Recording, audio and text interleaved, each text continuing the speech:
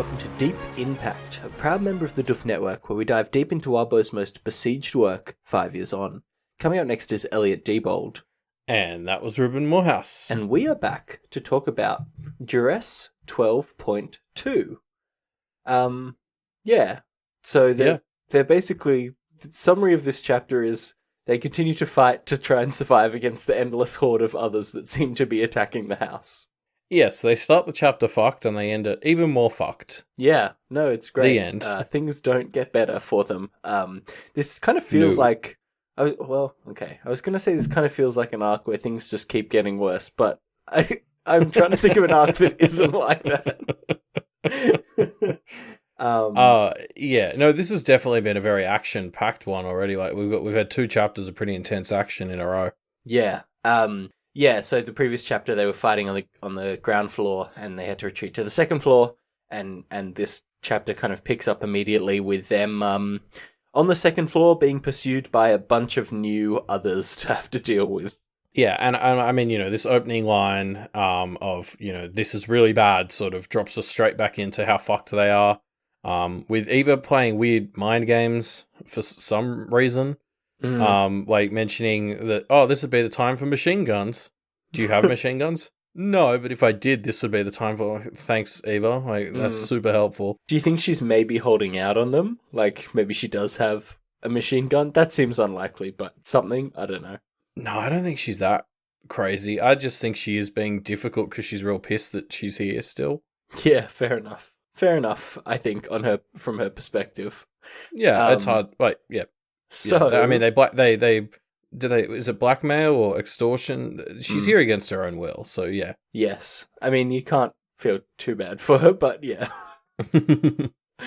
She did originally come here to kill them, so... The reason they were able to trap her was because she was in the process of trying to murder them, so... Yes. Yeah, exactly. So, something interesting that happens is, as Alexis comes upstairs, Ty kind of immediately notices that she's not human. He actually says, "Oh, is she possessed?" Which... They say no, but the answer is yes. She's had a spirit pushed into her. Yeah, I mean, you're right. It is interesting. Like he is able to kind of just notice it immediately, right? Yeah. Which I don't know, because it seems like every member of the Cabal has kind of been forming their own specialties alongside Rose becoming a scourge or whatever it was. Like, and Ty seems to be, becoming this sort of generalist or whatever. I don't know. Also, because I remember, it's easy to forget Blake doesn't have the sight anymore. Right, but that's true. Ty would, so... And also, everyone's sight works differently. So remember? So it's like, maybe his sight makes things like that more obvious, which sounds like a great thing to be able to do. Yeah, I actually wonder, knowing now that Blake is who he is, what he is... I wonder how normal his interpretation of the sight actually was. Like, I wonder if what the sight actually looks like to other people is completely different, and he got something very abnormal we just didn't know. I think right, like when he first awoke, there was some stuff about how it is unique to everyone. Right. And then we have seen some interludes. Like I remember in Signature for Mags, it looked a bit different. Like remember, she was able to see those people were possessed with the sight. In Johanna's domain, right, they had the spirits in them. So it's kind of like, I think it's definitely different for everyone, and maybe depending on who you are, your sight manifests in something that. I mean, it makes sense that it would manifest in something that sort of speaks to you, and maybe that's something that's important to Ty, or ties into something that's important to him. Yeah, I mean that makes sense. Yeah. Also, I just love this because it's we're blurring that line between human and other again by Ty sort of raising this question, which is obviously something that's really big for Blake at the moment. Yes. So one of the kind of groups of others that has come upstairs are these little kind of impy things. And there are 3 or 4 of them, or more maybe. And Blake basically charges at them with the hyena and completely shreds them. Basically cutting them into what is just disjointed limbs before he himself almost becomes disjointed limbs at the hands of a giant ogre, which is a nice little turnabout. Yeah, and I think this reminder of Blake's mortality is important for both him and us, because since we've kind of gotten used to since the water was spilt. Blake just being able to teleport around and jump out willy nilly. Like he's not, Yeah. now that it's water, it doesn't permanently smash whatever he breaks through. So he has just kind of been getting away with jumping out willy nilly, and he was starting to feel quite powerful. So this is a nice little reminder for him and for us that, he's not that invulnerable. Yeah. Yeah, he definitely has been feeling pretty strong lately. And one of the things that happens here is, the spirits start to get a bit ticked off with him, which very much sets the tone of, you don't have infinite chances, Blake. Like, you don't have infinite lives here. If you keep getting killed or getting, seriously wounded, the spirits are just going to abandon you. Yeah. So we'll talk about that even more in a tiny bit, but there's definitely some emphasis placed right here at the start on how much this takes out of him and the spirits inside him, and you just sort of take note. It's like laying the seeds for what's about to happen. Yeah. So there's this interesting moment where Blake, it kind of is attacking these imps, and notices that he's not feeling fear even as he's charging into a group of monsters. He's feeling a bit of exhilaration that he gets from, charging others and kind of feeding off their energy. But beyond that, he kind of feels quite numb and disconnected from his emotions, which is very it's kind of feels quite overt, like some of the most overt recognition of his lack of emotions that he's done in a while. Yeah, and I think the way that this chapter shapes up, that might be something that's finally starting to come to a head, because he's starting to realize it too. But I agree, this bit where he sort of notices. Well, yeah, he's been putting it off for a while. I do think though this whole, because there is this little snippet where he sort of acknowledges that he's not really feeling fear, and I think it's really to set up what happens when he enters the blackness for a couple of minutes, because that's when he feels genuine fear. So I also think a big part of this is just sort of setting up how terrified we should be when he gets stuck in the blackness in a bit. Yeah, I like that interpretation. I think that makes a lot of sense. Yeah, it's interesting. Because we kind of, I think it was, I feel like it was a few chapters ago that Blake felt kind of, as he was being pulled down, he kind of felt surprised that he wasn't going where he thought he would go. And now we're kind of having that pay off a bit more explicitly, with him really having to actively put himself together, because he's kind of been abusing his ability to reform himself a little too much, it seems. Yeah. I mean, it's interesting. So, just sort of touching on this bit. So it's basically 2 times in rapid succession he gets not quite rematerialized, and basically all the spirits abandon him while he's in the darkness, and he pretty much has to make a pitch to get them back on board. Yeah. And yeah, I mean, it's a really interesting bit, because, I touched on how the bit before reminded of us of his mortality. This bit, like, really hammers that idea home and makes us appreciate not just that he's mortal, but that, like, he's not in a good space. No, definitely not. I wonder, he eventually is able to pull himself back together, convince the spirits, but I wonder what it looks like when he doesn't. I mean, does he just go back to the abyss? That seems to be what he thinks happens. Or he has the thought that he might go to hell, which is a bit terrifying. Yeah, although he ponders on which one would be worse, which I think is fair. Is it? I don't know. I mean, I think actually, the abyss wasn't that bad when he was there. From what we've seen of Pact, there's worse. So yeah, that's fair. I mean, yeah, I'm trying to figure out exactly what is causing this, because obviously the sort of simple explanation is he's getting weaker, he's pushing himself too far, and this is sort of essentially his equivalent of starting to die, I guess. And especially because we have that bit where he's in the blackness and the spirits all come out of him, and he sees himself like as he is without the trees, and there's not much left. No, there's not much of him, is there? I take it as his loss of power is what will eventually stop him from existing. And that's, when the spirits leave him, he's got no power left, and that's kind of what we're seeing is the spirits basically threatening to leave him to die.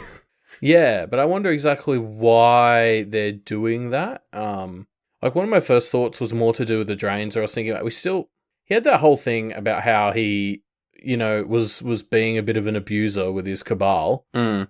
and now he's just gone and awoken the rest of the Thorburns, and Yeah. I think there's a pretty solid argument to be made that he's repeating the same pattern. Mm. So I wondered if it was the drains, and he wonders this briefly too, if the drains are sort of sending him a message. He doesn't connect it to that idea. But I agree. It almost feels more like the spirits are trying to have a go at him. I actually just feel like if he uses too much power or takes too much damage, that power that he's using is the power of the spirits, right? Like, he says to, I don't think it's Lefty, but to one of the birds, when he first kind of has to convince it to jump back on board, he has to say, hey, you want to grow up to be big and strong? I'm your best shot, right? And yeah. So to me, that indicates that kind of how a familiar relationship works with a practitioner. It indicates that a spirit can kind of lend some of its power to a boogeyman and kind of hitch its ride to it, invest in it, And if the boogeyman does well, then the spirit gets, the dividends. But if the boogeyman takes too much damage, that power that it's being spent is the spirit's power, right? And so it is kind of like an investment, basically. Oh, yeah, move over spirits as the audience. Now we're talking spirits as investors. Yeah, they're Wall Street, they're venture capitalists. Yeah. No, that actually makes sense to me. Basically, what he's doing is costing the spirits too much. So this is them sort of saying, hey, pump the brakes. Yeah. I mean, he also suggests maybe there's outside influence, which I don't know if I buy, but it's certainly an interesting thought. Like, I was wondering if maybe something's happening to Rose, because I still don't know what his connection to Rose is right now. Or obviously we've got Corvidae walking around planning on taking something. I don't know what Corvidae could take that would affect Blake like this, but who fucking knows with him. Yeah, I mean, there could be a lot of different factors influencing it, right? Yeah, true. I like the idea of the spirits as investors, though, because it means that eventually, if Blake gets desperate enough, he's going to have to look for an angel investment. That was pretty good. Thanks. Now on with the show. So Blake kind of convinces his investors to continue to back him, to not oust him as his own CEO, and he uses them again he jumps back up to the fight and realizes that he is now being reflected in the blood from these homunculi that he has murdered, and it's all spread along the walls. You assume it's the blood of these kind of imp things. It doesn't actually say, but you kind of hope that it is, I think. Well, there's nothing else that really could be, right? That could bleed that much. Yeah. These things just seem to be like, I don't know, cannon fodder. Whenever there's any monsters like this, I always think of those. I think they're called adipose from Doctor Who. That's what I was picturing the whole time for these things.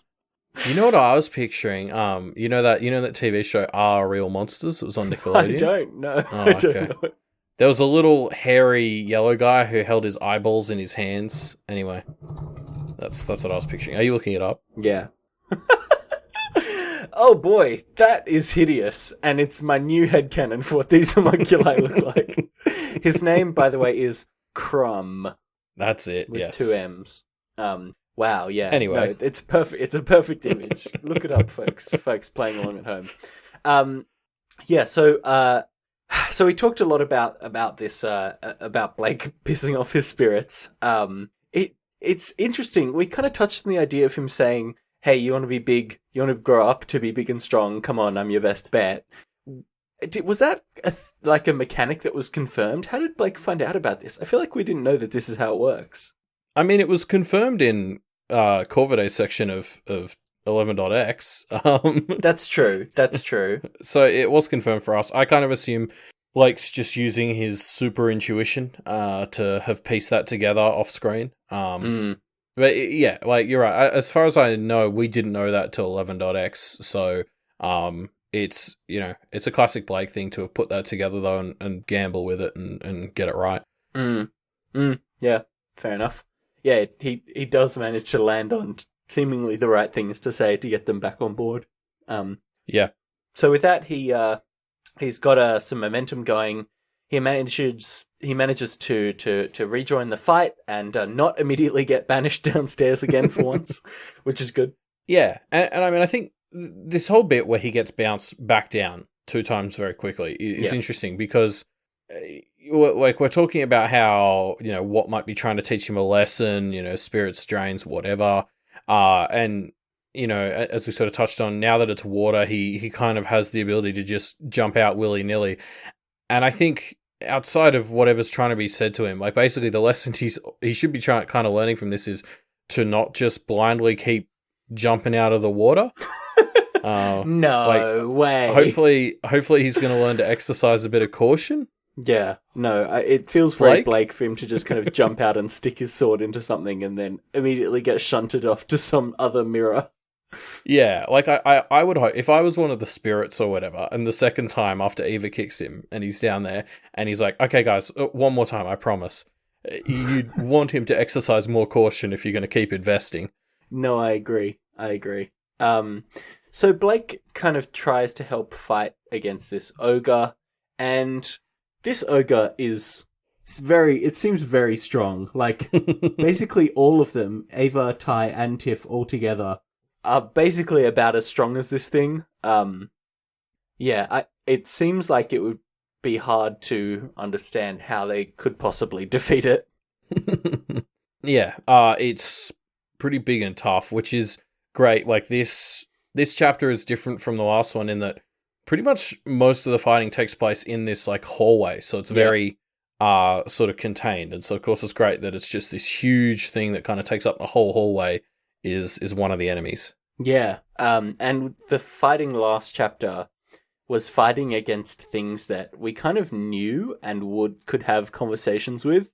Whereas this ogre is the complete opposite. It's just here to fuck shit up, and it's strong enough that even badass Ava can't take it down by herself. Yeah, and so you're right. So the twins and like the robot thing, like this is nothing that you can talk with. This is just purely combat. Yeah. Interesting point.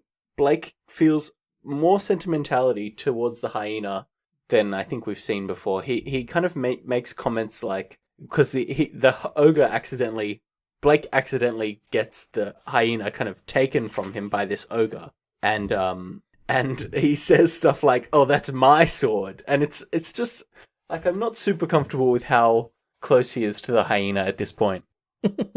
Yeah, I remember thinking that most of arcs 9 and 10. Like, when he found the hyena down in the drones, I just remember being like, man, this thing's never fucking going away, is it? Yeah.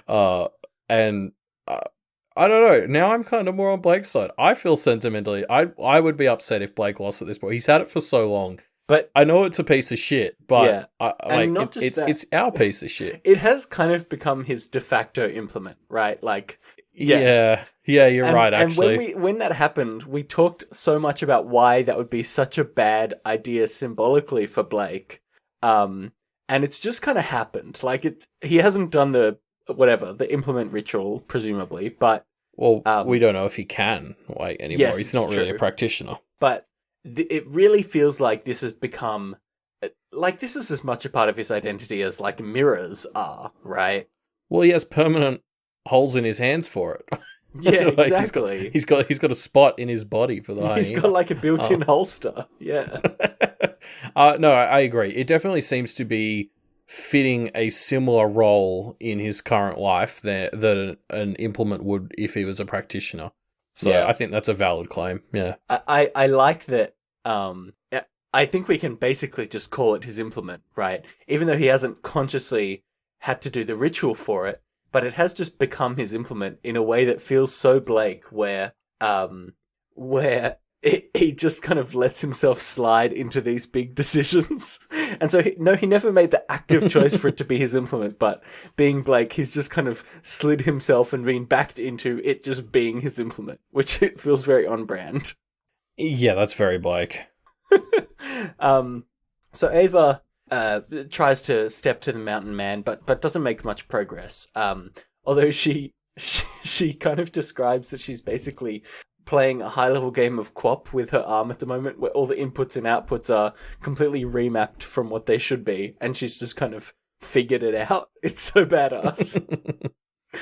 Oh, it's like what's that assist trophy in Smash Bros that makes all Mm. the controls get reversed? Uh, I know what you're talking about, but I don't know what it's called. Yeah. Yeah, well, yeah, it's exactly like that, and like that thing always destroys me. Like I just try and stand still the whole time it's on screen because I can't do anything. Yeah. Eva would destroy me because yeah, she's really good at this, and I mean this is sort of a recurring thing that happens throughout the chapters. Every time somebody tries to help her, she's like, fuck off, I can handle this. Yeah. I don't need help. Blah blah blah. Real team player talk. But she's kind of right. Like she's very good at what she does, pretty consistently. I mean, she does end up needing help, but not directly. Yeah. Yeah. Yeah. Interesting. So while the crew fight the Mountain Man, Blake and Green Eyes are tasked with fighting a pair of identical twins. Green Eyes has a bit of trouble with them before these twins really kick into high gear, and they basically cut up Blake real bad. Yes, and in fact, right before he gets cut up real bad, he has this thought, which is, we were alternating enemy and ally here, 1-on-1. We were losing, meaning someone had to take the fall. And you bet, right after you read Blake mention somebody has to take the fall, you know who's going to be taking that fall. Yes. And he takes it. He gets absolutely messed up by these twins. Yeah. Yeah, he's in real bad shape. To the extent that he's cut up so much that he's physically unable to talk, or he's taken so much damage that he kind of loses that ability, but it's pretty bad. Yeah, I assumed it was the throat thing because I think he starts speaking later in the chapter. Yeah. Am I wrong? Yeah. Yeah, no, I think he does.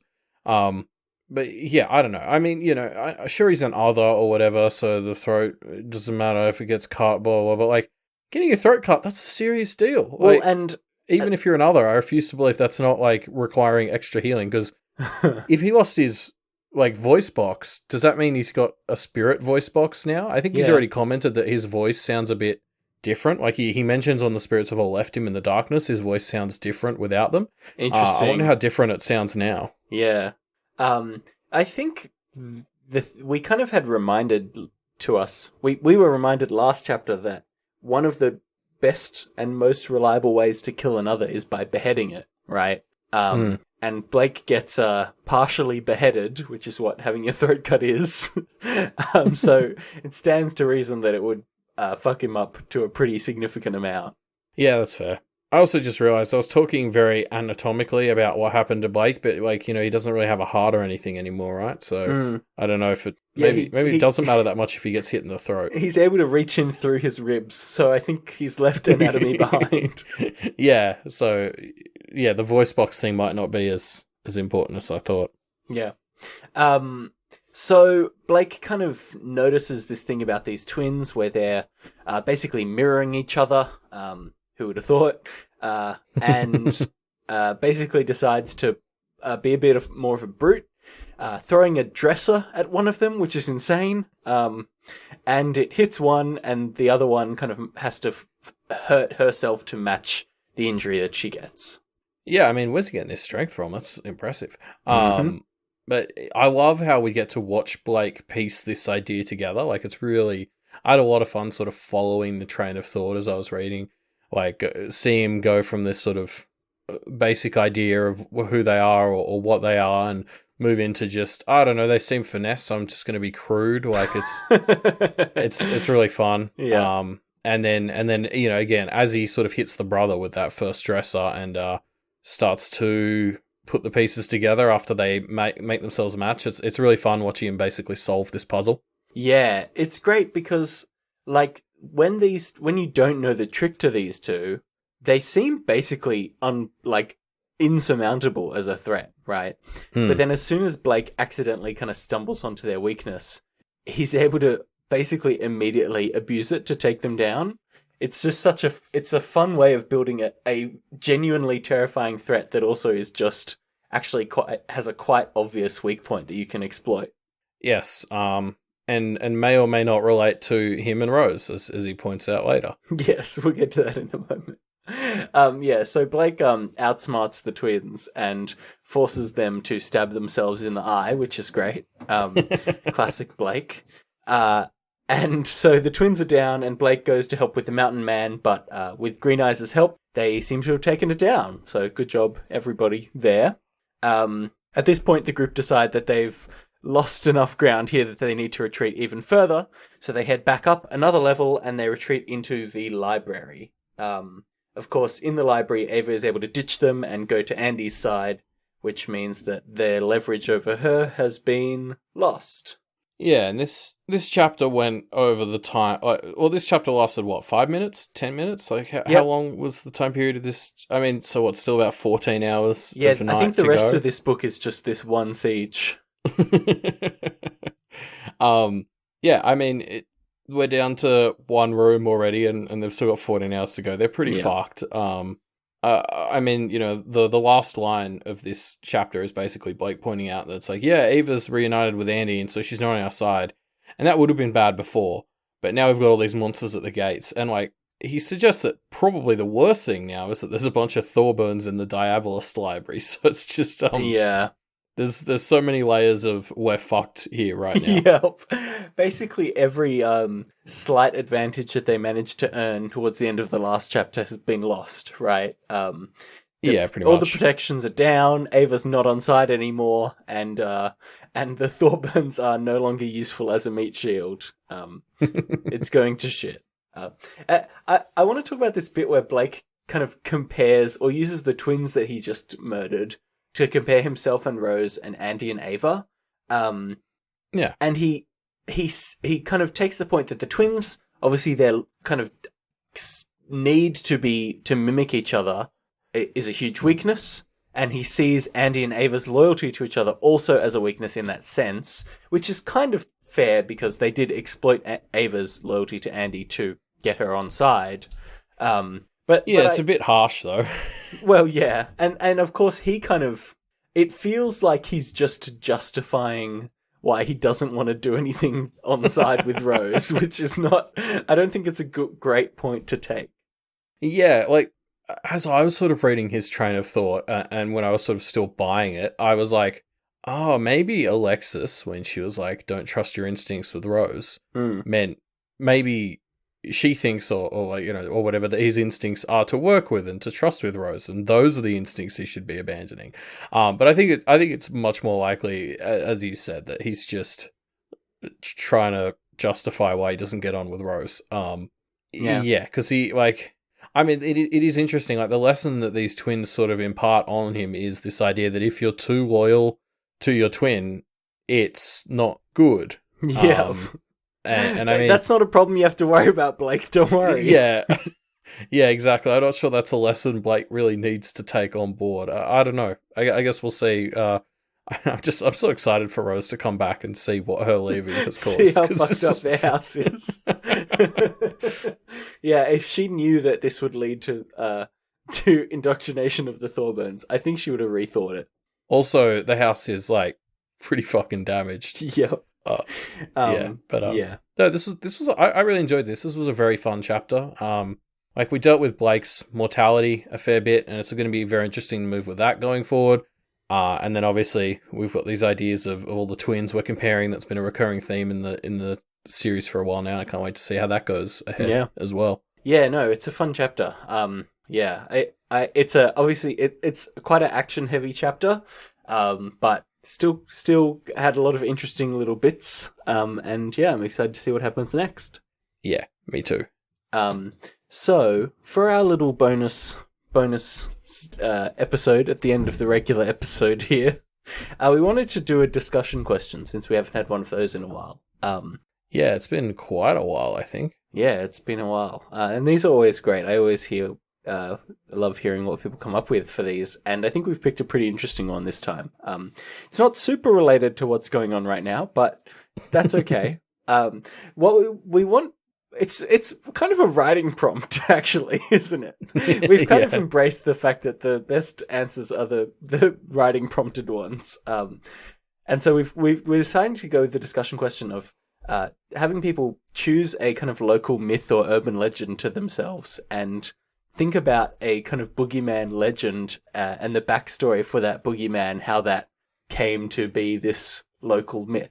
Yeah, you're right. This is really just more of a writing prompt Yeah, kind of than a inspired discussion by question. 11.x, I would say, where we had these really Yeah. interesting boogeymen, and we kind of examined the backstories that led to them. And I'm kind of interested to hear people try their hand at doing that. Yeah, even more than 11.x, just sort of Arc 11 in general. We met so many cool boogeymen and various ideas. So, yeah, and I think what I really love about what Pact does is it takes the core concepts and integrates it into its wider world so well and adds little details that you wouldn't have thought of but make perfect sense. So, I'd love to see everyone else have a crack at that as well. And honestly, I'm probably just going to do one. This sounds really fun. Yeah, I put down some ideas that I might explore. One is I really love the idea of like haunted transport, and so I'd love to. It's something that we haven't really touched on in Pact, like the idea of a haunted bus or train or something like that, right? um, I'd really like to explore what situation might have to arise for something like that to occur. Yeah, that'd be cool. Anyway, But so yeah, let us know what you can come up with because that's going to be the really fun bit is getting everyone together to come up with wacky ideas for boogeymen. yes. And the place that you can let us know what you've come up with is in our discussion threads, where everyone's discussing this chapter, except you. So come on in. We're waiting for you. And that will be linked down in the episode description down below. Yes, we're also found on Twitter at MediaMD Podcast. I don't know if there's enough characters on there to really answer the discussion question as well as you could, but you know, if that's what you want to do, that's what you want to do. We're not going to tell you what to do. Constraint breeds creativity, Elliot. So maybe keep your Yeah. answer in 240. No, it's 480 now, characters or less. Can you Wait, it believe is? that Twitter changed it from 240 to 480 characters? What a world we live in. Wasn't it 120 not that long ago? Like they keep doubling it. Yeah. No principles. Eventually, it's just going to be like full text. Yeah.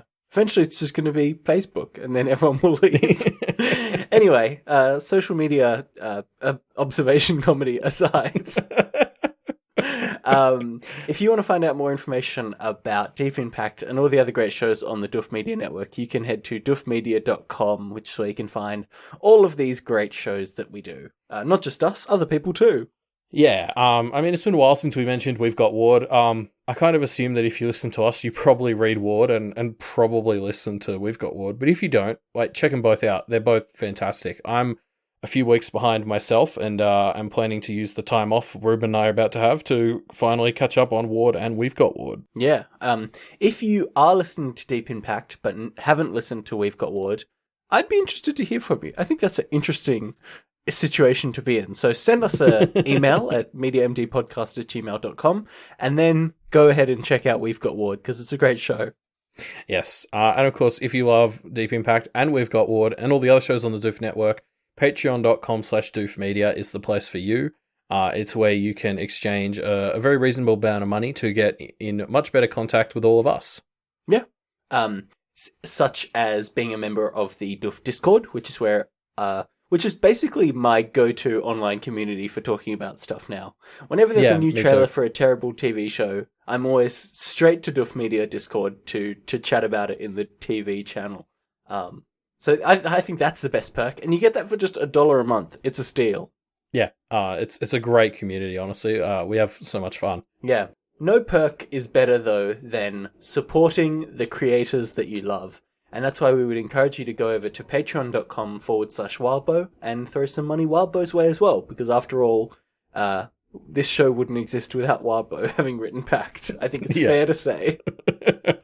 Yeah, I do think that's fair. I'm not going to call you forsworn for that one. What would we talk about if Pact didn't exist? I don't know.